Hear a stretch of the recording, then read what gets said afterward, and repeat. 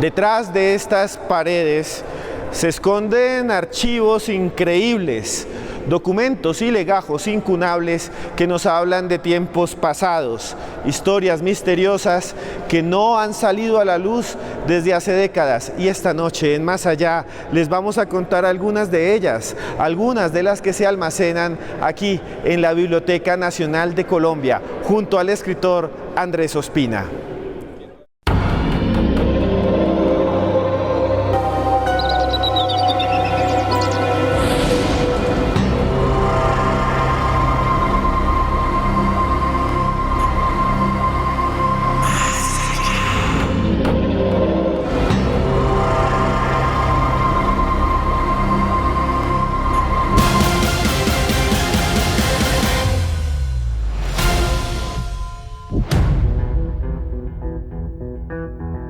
Andrés Ospina es un investigador obsesivo y dedicado que ha descubierto entre archivos olvidados historias misteriosas, como la de Aminta Munar, cuyo cuerpo apareció en los años 30 del siglo XX con heridas de suicidio y que tenía en su bolsillo unos versos macabros de un poeta llamado Rodrigo de Arce. Se trataba de versos arcanos que también aparecieron entre los vestidos de otros cadáveres. Cadáveres surgían de lo profundo del Salto de Tequendama con tanta frecuencia que era común que los fotógrafos que trabajaban en sus alrededores les tomaran imágenes y estampas tenebrosas. Hechos horrendos que lo llevaron a encontrar que Rodrigo de Arce nunca había existido y que su maldición era producto de la imaginación del periodista José Joaquín Jiménez, que también era llamado Ximénez. Un hombre que también escribía sobre los crímenes que soportaba la ciudad, inventando historias, fabulando vidas infaustas y crueles como la del Rascamuelas, un supuesto criminal que atacaba entre las sombras de la Bogotá de los tiempos de Gaitán.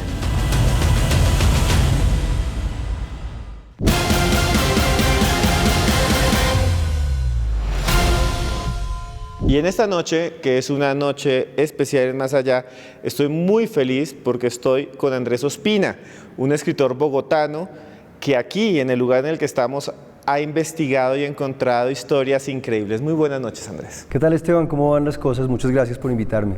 Le quería preguntar, estamos en la Biblioteca Nacional de Colombia y aquí, en este lugar, se guardan historias que muchas personas no conocen. Están en periódicos, en libros antiguos, historias que usted ha transformado también en novelas. Así es, este lugar no solamente es una inspiración documental para mí, sino también una inspiración literaria. Y tengo la fortuna de ser un usuario frecuente de la biblioteca que se ha encontrado por algún designio del azar con mucha información que le ha servido de insumo para hacer literatura y para hacer ficción.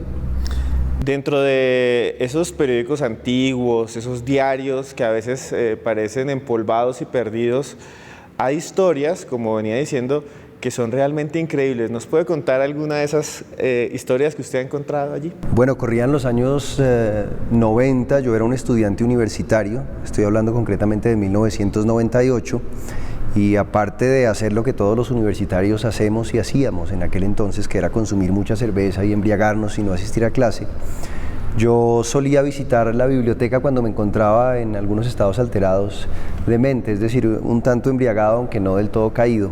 En algún momento, como lo hacía muchas veces, vine y pedí uno de los volúmenes físicos del periódico El Tiempo, y en la primera página de uno de esos mencionados ejemplares me tropecé con la historia de Aminta Munar, que era una mujer que se había suicidado en su vieja casa de Chapinero.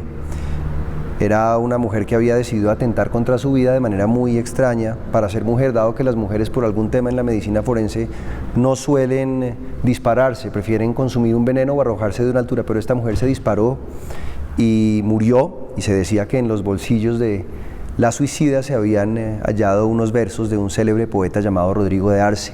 Yo comencé a investigar quién era ese personaje, ese Rodrigo de Arce, poeta de suicidas. Nadie me daba razón, les preguntaba a mis profesores en la universidad, hasta que en determinado momento, mucho tiempo después, me di cuenta de que ese Rodrigo de Arce era un personaje que se había inventado un periodista de los años 30 y 40 de la Bogotá de entonces, cuyo nombre era José Joaquín Jiménez y cuyo seudónimo era Jiménez con X. Eso lo descubrí, el tiempo transcurrió, yo hice varias investigaciones, alguna de esas acá, para un libro concretamente que se llamaba Bogotálogo.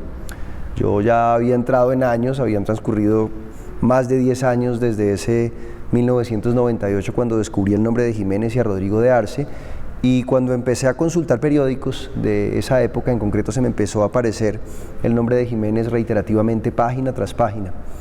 Tanto así que yo sentí que él me estaba llamando y comencé a investigar un tanto más sobre la vida de él, hasta descubrir que Jiménez también había muerto de una manera trágica, aunque no por mano propia, sino en una visita que hizo al Salto de Tequendama a principios de 1946 con el propósito de cubrir el caso de un taxi que se había despeñado por esa pendiente o por ese acantilado. Él murió, adquirió, parece, una enfermedad o contrajo una gripa, y tras esa situación comenzó a empeorar, eso se le convirtió en neumonía y se fue de este mundo, según decían los diarios, con menos de 29 años de edad, lo cual es bien trágico y dramático. Eso fue una inspiración para mí, por supuesto. José Joaquín Jiménez, o Ximénez, es considerado también un fabulador, y muchas de sus historias son sorprendentes para la época. Por ejemplo, se hablaba de crímenes de alguien llamado el Rascamuelas, y se hablaba también, por ejemplo, de historias que tenían que ver con la vida de burdel de Bogotá. ¿Nos puede contar algo de esas historias? Claro que sí. En aquel entonces no estaba muy trazado el lindero entre un autor de ficción o un fabulador y un periodista. No había facultades de comunicación, no existía la manera de formarse rigurosamente en esa disciplina, de manera que gran parte de los reporteros o reporters, como los llamaban en aquel entonces, estaba conformada por autores bohemios, bastante borrachos, que usualmente escribían bajo el efecto del aguardiente o bajo sobredosis considerables de café. Jiménez era uno de ellos, y su peculiaridad mayor era que gran parte de lo que narraba como noticia lo fabulaba. Entre esas cosas, por ejemplo, la existencia de ese poeta cuyos versos aparecían en los bolsillos de todos los suicidas bogotanos de aquel entonces. Pero también creó a criminales como Rascamuelas, que era un terrible malhechor que teóricamente, según él comentaba, se valía de perros amaestrados para robar las joyas a las señoras de alta sociedad bogotana, que tenía su guarida en cercanías del Paseo Bolívar, es decir, muy cerca de la Quinta de Bolívar. También contaba noticias absurdas. Una de ellas era que en un anticuario habían sido vendidos los huesos del libertador Simón Bolívar a un caballero inglés muy ingenuo, que después había regresado unas semanas más adelante y había vuelto a comprar los huesos del libertador, pero esta vez de cuando tenía 15 años, o sea, algo bastante absurdo, los huesos de un mismo ser humano en dos oportunidades. Eso fue noticia muy sonada en el tiempo y reproducida por medios fuera de Colombia. Aparte de eso, contaba una cantidad de cosas en relación con casos truculentos de policía, desgastaba sus zapatos caminando entre las morgues, entre los anfiteatros, entre la instalación de medicina legal en San Diego, y mi fascinación por ese personaje me llevó a comenzar a investigar su vida, a acercarme primero a su genealogía para llegar a su familia, a entrevistar a algunos de sus parientes, todos ellos mucho menores que él, ya la generación de él había desaparecido para entonces, y por supuesto mucho más adelante a biografiarlo, a convertirlo en el protagonista de una biografía mentirosa que escribí sobre Jiménez, precisamente bajo ese título de Jiménez, en la que me fundamenté en algunos documentos familiares, en archivos, en crónicas y por supuesto también en mi imaginación. Hay un lugar en la novela que escribe usted, Andrés, y un lugar que también en su momento fue visto como un espacio, digámoslo así, maldito, que es el Salto del Tequendama. Hasta allá va Jiménez mismo, muere en parte, como usted nos ha contado, cuando se cae un taxi rojo, que en ese tiempo vivían en Bogotá, pero también es un lugar donde supuestamente la gente iba a suicidarse, y ahí también aparecían en los bolsillos esos poemas que muchos decían es un poeta de los suicidas, que nadie encontraba, que supuestamente era ecuatoriano. ¿Nos puede contar un poquito sobre el Salto del Tequendama, la importancia en su momento, las historias que hay alrededor de él? Claro, algunos años antes de que se construyera la planta del Charquito, que es una planta que utiliza las aguas de ese salto para producir energía eléctrica, es decir, una energía hidroeléctrica, ese lugar era caudaloso, era limpio, no era fétido, no era maloliente, repugnante ni infecto como hoy. Había sido dotado de un hotel muy simpático llamado el Hotel del Salto, que estaba en su momento en manos de la empresa del ferrocarril. Se suponía que ese era un espacio maravilloso para ir a temperar o veranear, como se decía en otro momento, pero resulta ser que en esos años muchísimos de los que estaban padeciendo momentos difíciles en sus vidas, de aquellos que tenían dolores o tristezas de índole sentimental, de índole financiera, de índole personal, convertían ese destino turístico en el lugar ideal para poner fin a sus días. De suerte que la lista de suicidas del Salto de Tequendama es muchísima. En ese lugar solían apostarse muchos fotógrafos y reporteros a la espera de que alguien se arrojara y poder capturar el momento exacto en el que un infeliz ser humano acababa con sus días. Se trató durante mucho tiempo de hacer una instantánea que dejara consignada la caída libre de alguien, es decir, que se viera el cuerpo cayendo en ese momento. No conozco esa fotografía todavía, pero los titulares de todos los periódicos de los años 30 y 40 en Bogotá tienen un sinnúmero de historias truculentas acerca de aquellos que convirtieron en ese destino o convirtieron a ese destino en el lugar ideal para acabar con su existencia terrena. De manera que el Salto de Tequendama es eso y muchas otras cosas, porque aparte de ese lado siniestro, de ahí surge el mito fundacional de los chipchas, ¿verdad? Que es el tema de cuando Bochica quiebra una roca porque hay una gran inundación, la inundación se drena por ahí por el Salto y también de alguna manera es un símbolo de esperanza y de vida. Están ambas cosas en el Salto de Tequendama y Jiménez retrató eso con una pluma muy delicada, muy sensible y de una manera muy inteligente, yo creo que con cierta ironía y con cierta dosis también de sensibilidad que debe achacársele a la brillantez de él. Bueno, señores, seguimos con Andrés Ospina, no se muevan porque esto es Más Allá y venimos con una historia realmente sorprendente. Andrés, hablemos un momento de otra de sus investigaciones que se convirtió en una novela, se llama Chapinero. Chapinero hoy en día es un barrio que realmente es como un centro anexo, un segundo centro de Bogotá, pero en su momento era mucho más que eso. ¿Qué era Chapinero o qué fue Chapinero? Lo que sucede, Esteban, es que Bogotá, la Bogotá urbana, el perímetro de aquella Bogotá de comienzos del siglo XX, difícilmente llegaba hasta San Diego, calle 26, quizá un poquito más adelante, calle 32, en donde está el Panóptico y el Museo Nacional, y más adelante lo que había era arrabales, y un poco más adelante lo que existía eran viviendas de campesinos, y más adelante se empiezan a fundar fincas o quintas o espacios de veraneo. El mismo José Asunción Silva y su familia tenían ahí su quinta llamada Chantilly, mi francés es muy malo pero tiene nombre de crema de repostería, y muchos fijan su espacio de veraneo ahí, que era un sitio al que se iban, en una palabra muy de la época, a temperar, que era buscar algo menos infecto, algo menos contaminado que Bogotá, porque Bogotá era una ciudad con un pésimo sistema de alcantarillado, según lo cuentan los cronistas de la época, poco higiénica, poco hospitalaria, fría, insegura, y se suponía que Chapinero tenía la pretensión de ser un Versalles criollo, y de alguna manera lo fue. Si bien no tenía muy buenos servicios públicos, si bien no tenía vías pavimentadas, el tranvía llegaba hasta allá y la gente se daba el lujo de marcharse, de sentir un aire algo menos denso, y es así como Chapinero hasta comienzos del siglo XX, hasta bien entrado el siglo XX, tal vez década de los 30, sigue siendo un barrio campestre. Luego comienza a cambiar el asunto por la presión demográfica, porque la gente comienza a emigrar hacia el norte, comienzan a poblar vecindarios como Teusaquillo, como Palermo, como La Merced, y por supuesto como el ya mencionado Chapinero, que debe su nombre, según la leyenda, a un zapatero, al parecer venido de Cádiz, un zapatero gaditano, cuyo nombre era Antón Ero.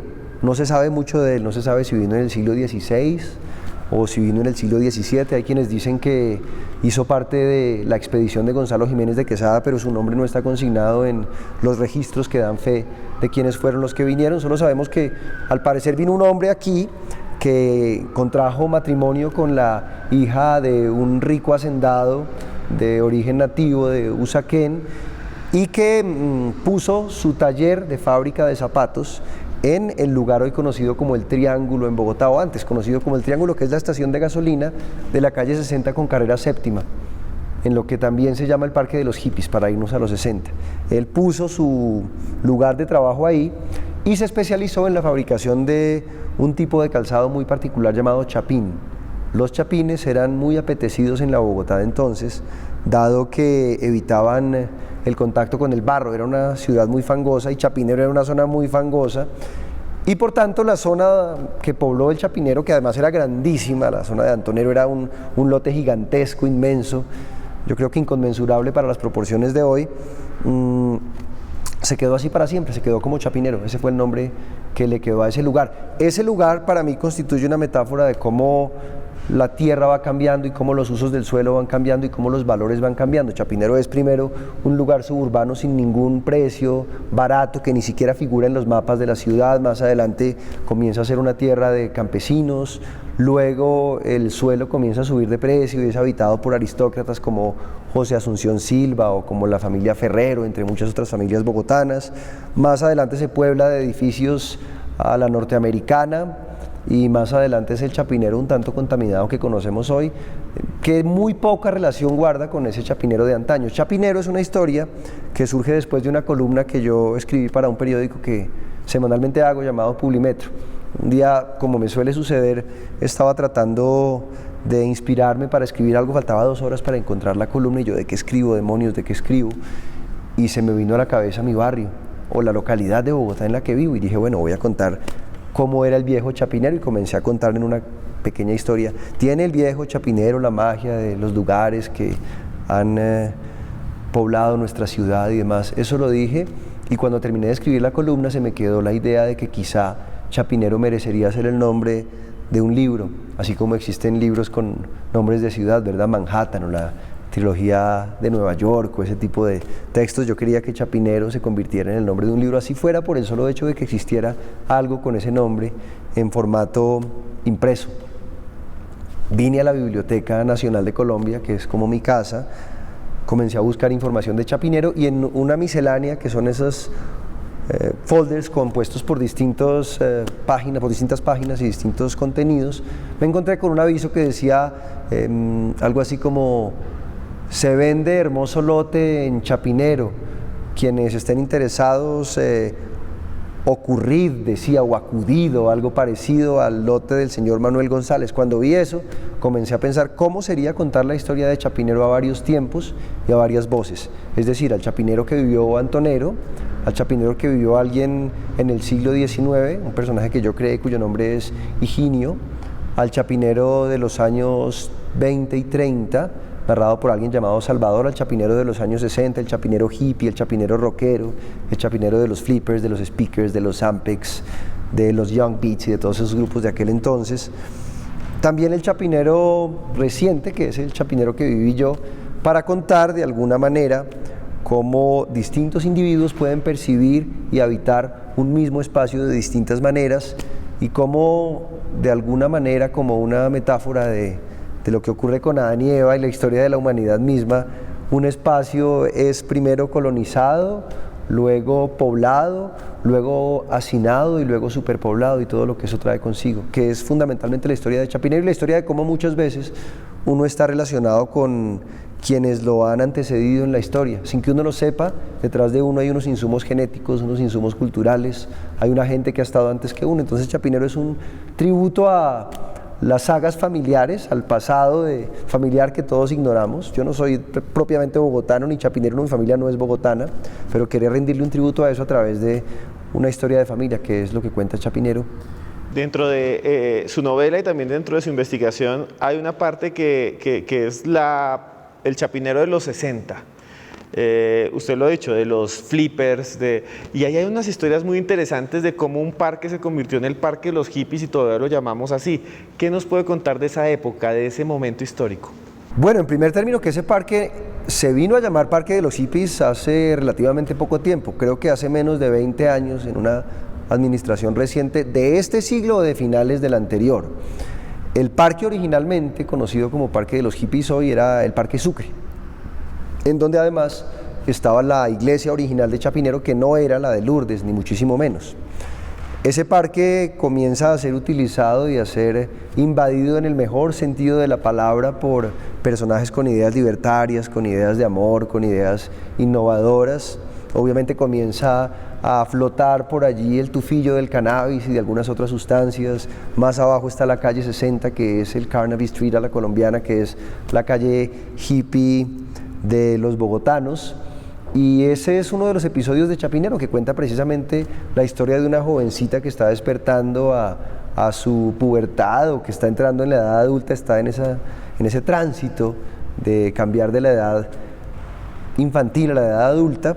Y ese momento me sirve para contar cómo era ese Chapinero, cómo muchísimos personajes fueron generando una ruptura con un sistema de valores que existía de antes, y cómo ellos son los representantes de ese Chapinero que cambia de ser ese barrio silencioso, de casas de aspecto sobrio, de quintas, de solares amplios, para transformarse en un barrio de clase media alta, para ponerle una matriz socioeconómica, pero que a su vez también dio lugar a muchos fenómenos que van desde lo musical hasta lo cultural, obviamente transitando muchas otras áreas del pensamiento humano. Tania se llama mi personaje, que está inspirado en Tania Moreno, una muy buena amiga que hizo parte de toda esa escena chapineruna de aquel entonces. Y seguimos en Más Allá, estamos con Andrés Ospina, y no se muevan porque a continuación les contaremos una historia sorprendente desde aquí, desde la Biblioteca Nacional de Colombia. Los mitos, las leyendas, los espantos también acompañan la obra de Andrés Ospina, que nos lleva a sumergirnos en los laberintos del misterio, laberintos entre los que surgen criaturas míticas como el Silbón, un espanto aterrador que no tiene forma pero que irrumpe entre montañas y campos con sonidos que estremecen a sus víctimas. Un silbido característico que se asemeja a las notas musicales do, re, mi, fa, sol, la, si, y que suben el tono hasta fa, causando una cacofonía aterradora.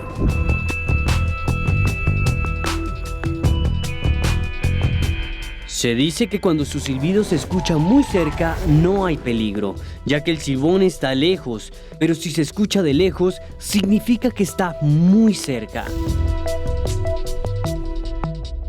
También se dice que escuchar su silbido es presagio de la propia muerte. Puede estar en cualquier sitio, en cualquier hora. Al final, lo único que puede salvar a sus víctimas de ser destruidas es el ladrido de un perro, ya que es lo único que le aterra. En Más Allá, Andrés Ospina nos habla de sus investigaciones, de la espantopedia y el bogotálogo.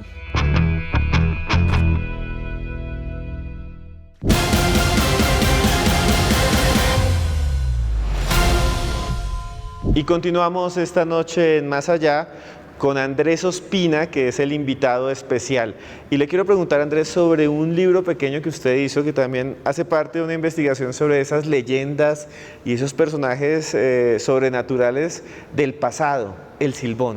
¿Dónde surgió ese libro y quién es el Silbón? Bueno, ese libro está articulado, que es un álbum ilustrado bastante breve, de cierta acogida dentro de la comunidad juvenil e infantil. Aparece en el marco de una colección organizada por una editorial a la que quiero mucho, cuyo nombre es La Silueta, llamada La Espantopedia. El proyecto de ellos, ya llevado a cabo, era contar o repensar de alguna manera las leyendas de nuestro país y de algunos otros países de América Latina, pero relatadas desde un enfoque distinto al tradicional. El Silbón es una leyenda que compartimos con Venezuela, una leyenda colombo-venezolana, y muy a propósito de esa fraternidad que hoy parece dividir, resquebrajada, porque los países y las fronteras son grietas que dejan las guerras, pero son muy absurdas. Pero finalmente Venezuela y Colombia somos países muy similares, y una de las pruebas de eso es el Silbón, que es un espanto que se mueve por nuestros llanos, que va de los llanos colombianos a los llanos venezolanos. Su historia es bastante truculenta, parece que tuvo un lío con su señor padre y fue condenado a deambular por el mundo. Entonces el Silbón lo que hace es primero acompañarse de un perro llamado Tureco, un perro bastante salvaje y agresivo, y tiene por obsesión hacer daño a aquellos hombres borrachos que frecuentan burdeles y casas de burlesque y de algunas otras actividades alusivas a el desfogue de impulsos carnales. El silbón, entonces, es un personaje que va de bar en bar y que cuando encuentra o detecta a un borracho que está flirteando con algunas trabajadoras sexuales o meretrices, él se fija en él, se queda pensando, lo enfoca con sus macabros ojos y comienza a silbar una tonada que incluso está escrita, ¿no?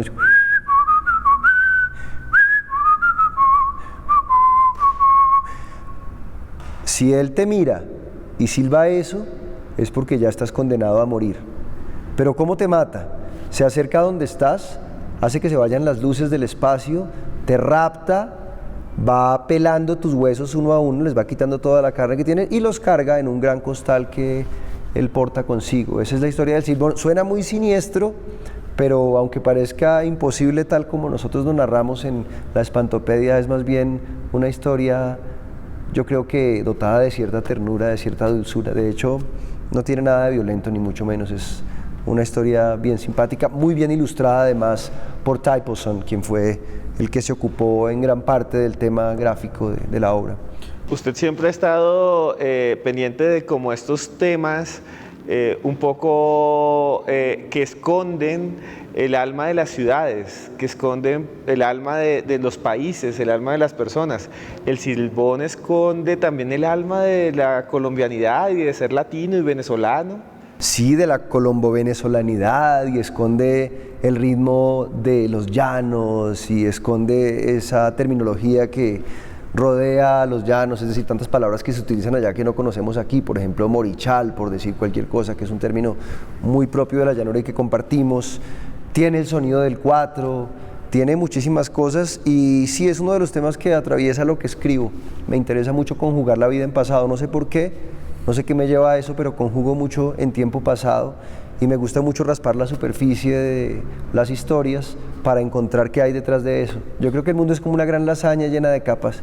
Si uno logra disolver las capas que están arriba, se encuentra con muchas cosas y hasta hoy gran parte de lo que he escrito está relacionado con Bogotá. No ha sido una decisión consciente, creo que voy a cambiar eso en algún momento, pero hasta este punto ha sucedido eso.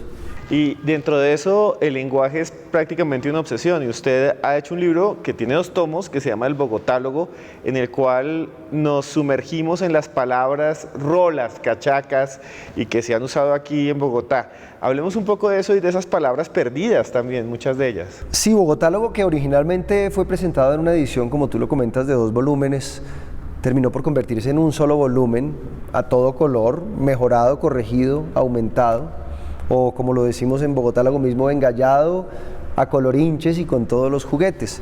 Es una exploración personal, no con ínfulas de diccionario ni con pretensiones académicas alrededor de la forma como se ha hablado en Bogotá. No solamente desde la cachaquería, no solamente desde la rolada, sino también desde todos los términos que hemos importado de distintos países o de distintas zonas de la geografía nacional.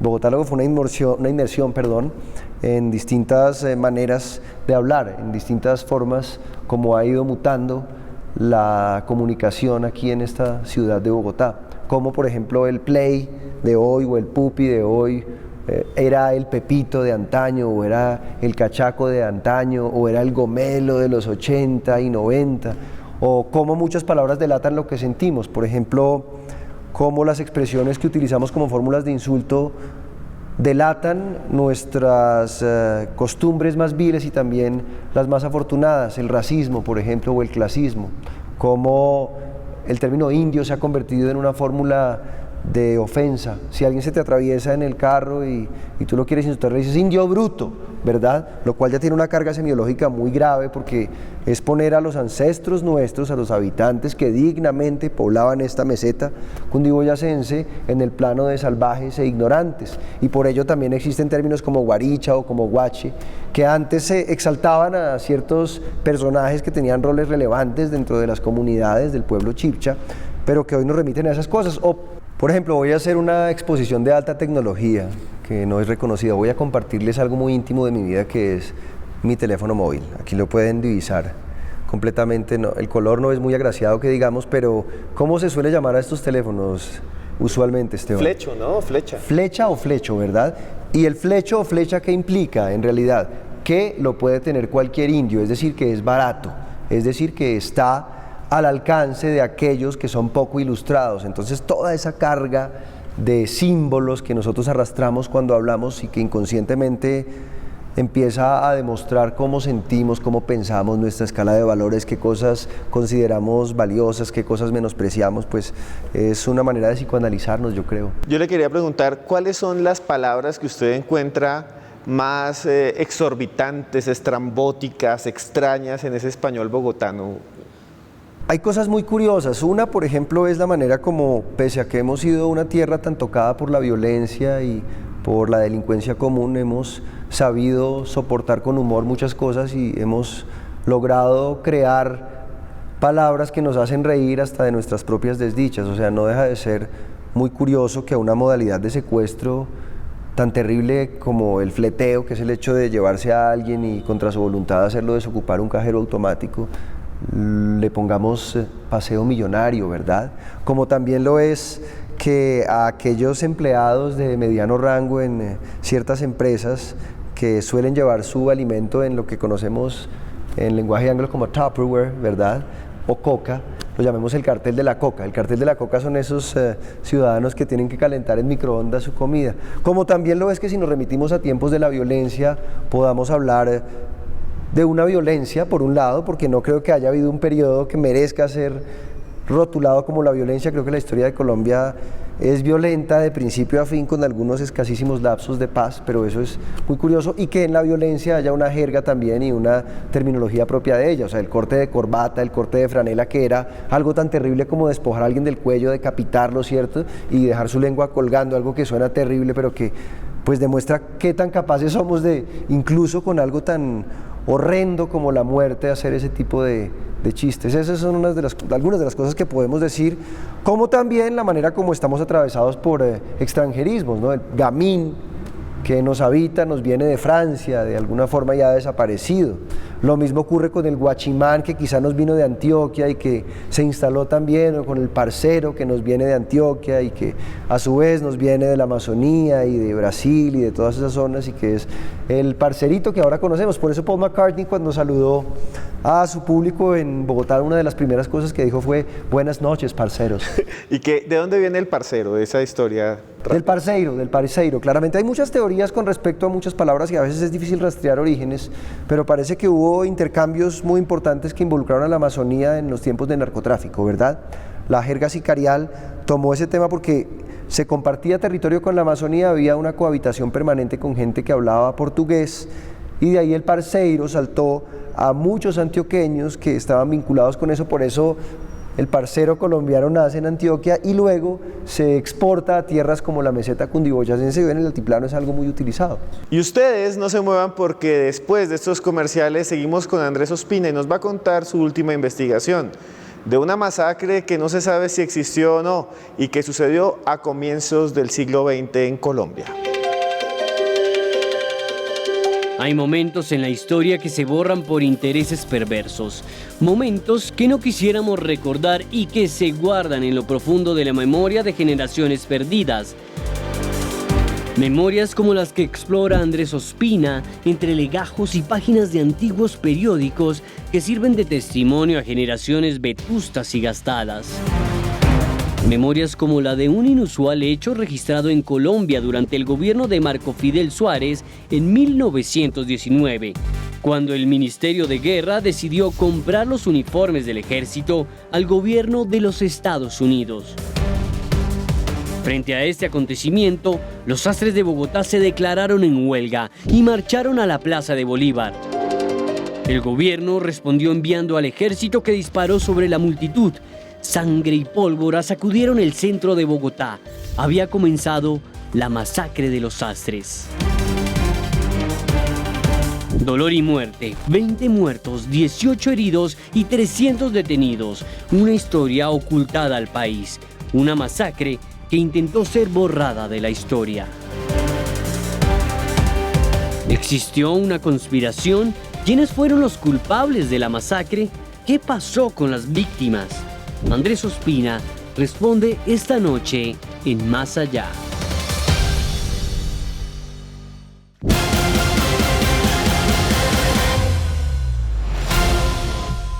Y continuamos en esta noche en Más Allá con un escritor bogotano que ha estudiado los documentos que están aquí en la Biblioteca Nacional de Colombia, y entre ellos encontró una historia que se volvió viral en las redes sociales hace poco tiempo.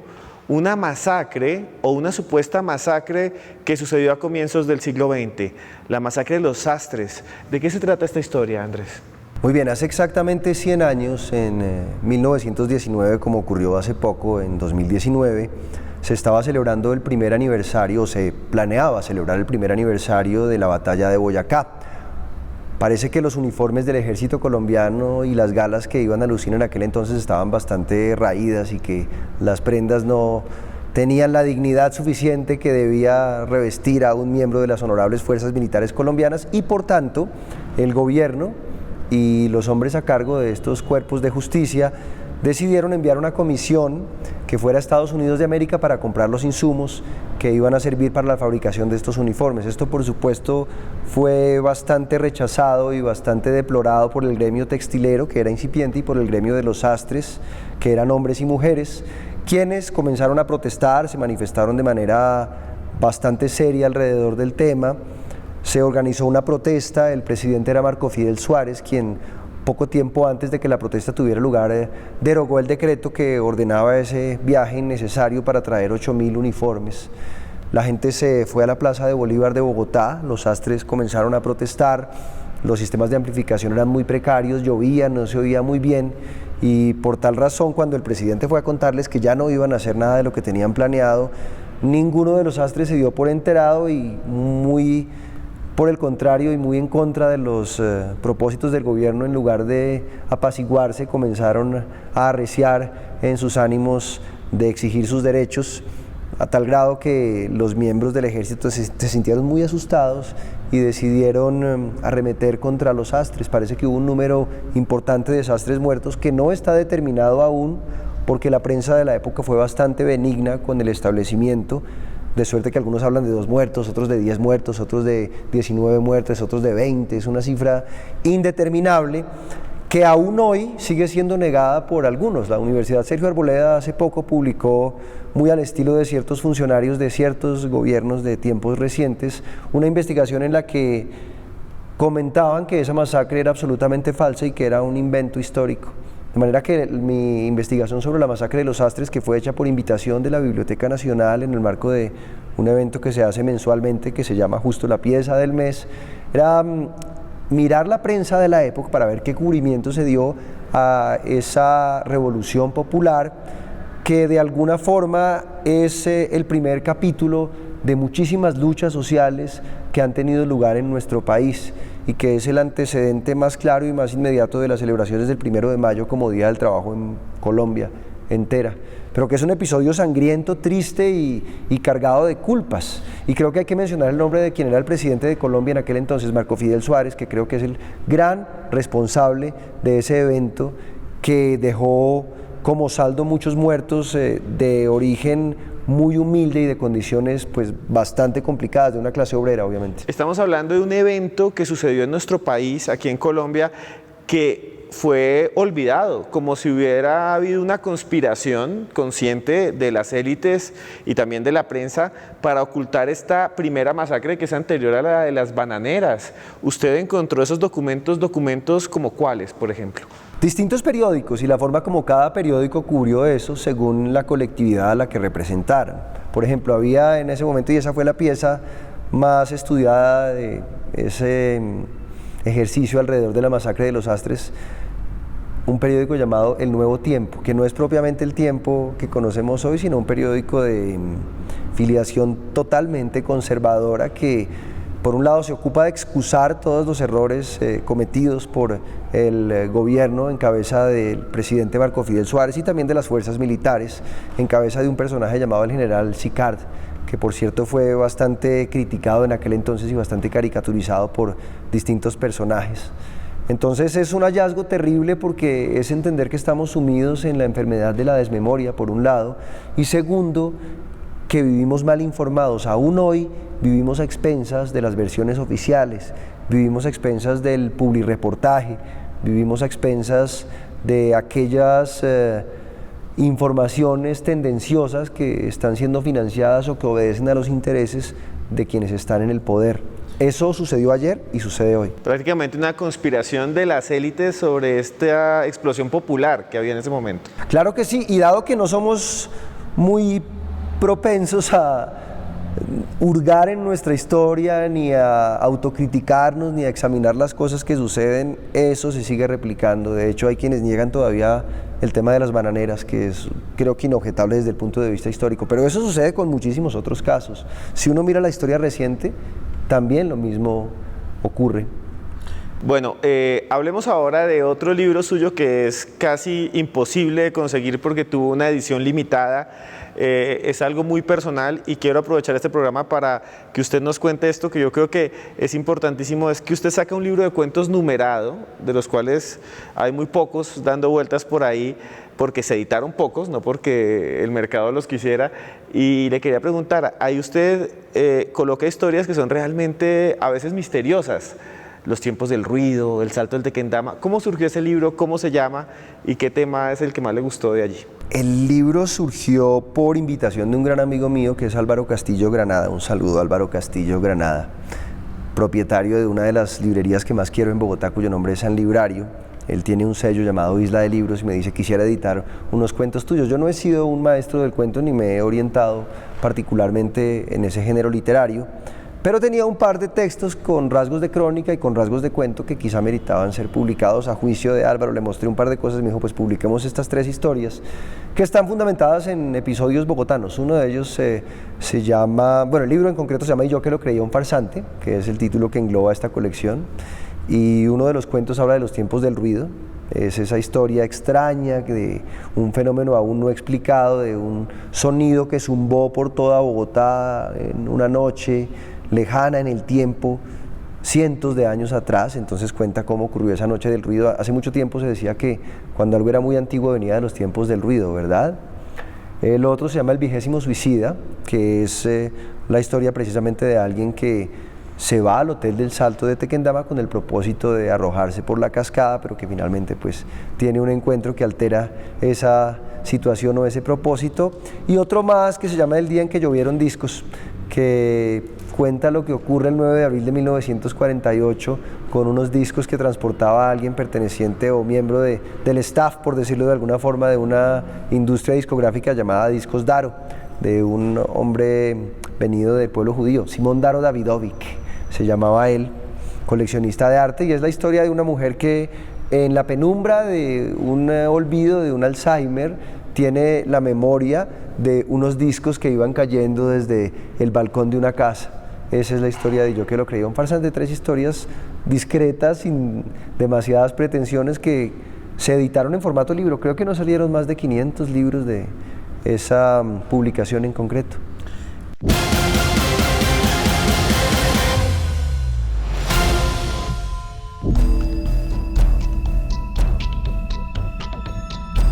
El cielo, las nubes, el infinito.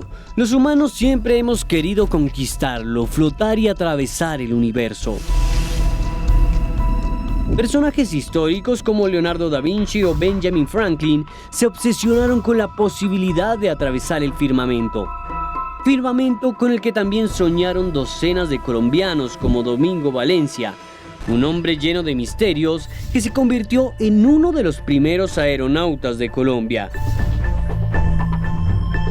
Un viajero de los cielos, nacido en la Ceja de Tambo en 1877, que se amarraba a un globo de helio y recorría erráticamente los cielos, atravesando las cordilleras de Colombia.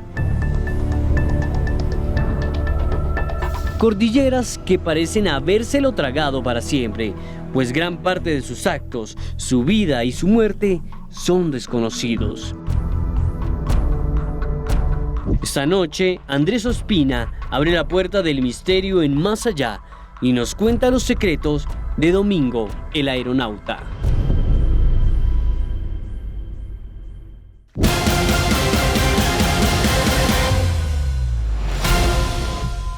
Y ya para terminar y para hacer como una conclusión, me gustaría, Andrés, que usted le contara a los televidentes la historia que nunca haya publicado, una historia que le parezca sorprendente, que por primera vez va a narrar en medios que haya encontrado aquí, en algún documento o en algo aquí en la Biblioteca Nacional.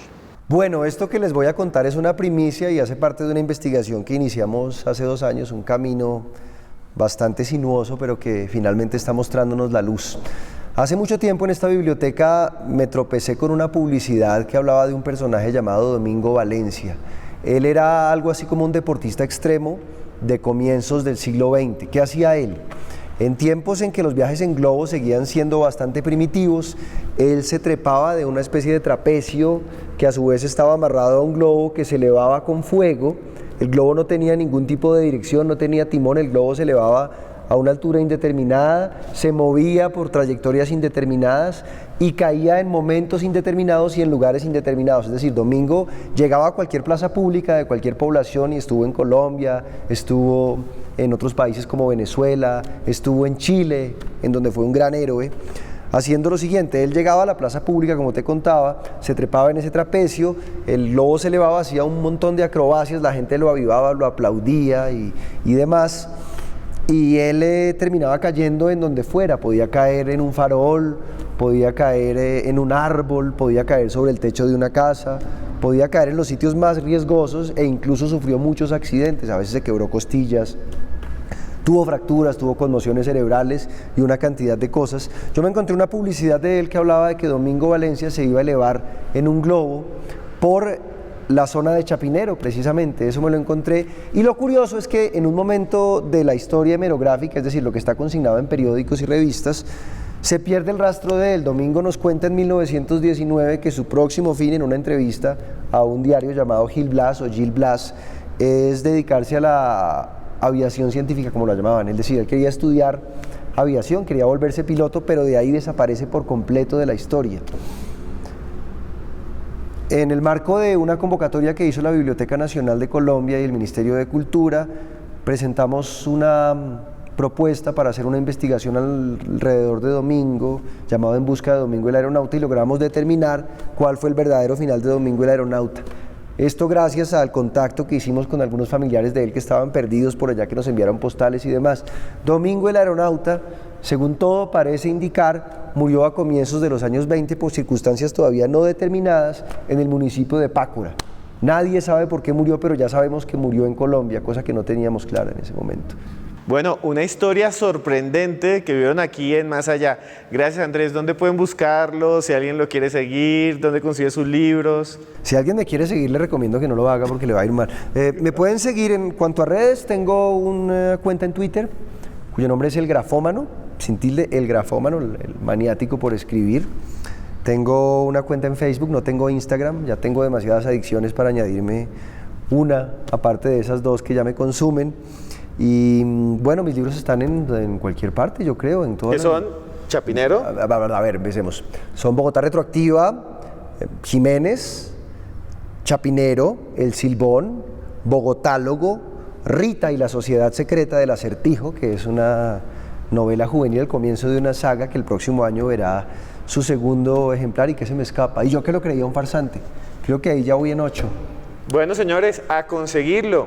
Y nos vemos dentro de 8 días, porque no olviden que por más lejos que andemos, siempre habrá un más allá. Nos despedimos desde la Biblioteca Nacional con el maestro Andrés Ospina. Gracias por lo de maestro tú, Esteban, mil gracias.